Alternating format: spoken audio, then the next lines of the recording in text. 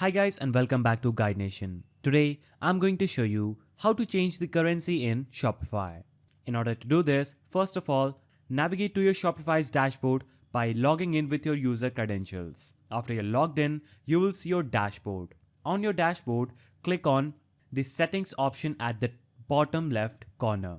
Click on settings and you will see your store details.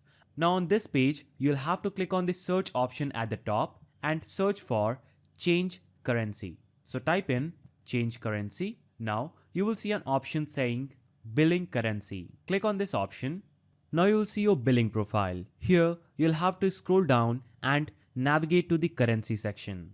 Click on manage after currency and you will see this menu. Under this menu, you'll have to just click on this drop down menu and you will see another currency that you can convert in. So if I select this and click on confirm, my store's currency will be converted to INR. If I want to select US dollars, I will select USD and click on confirm.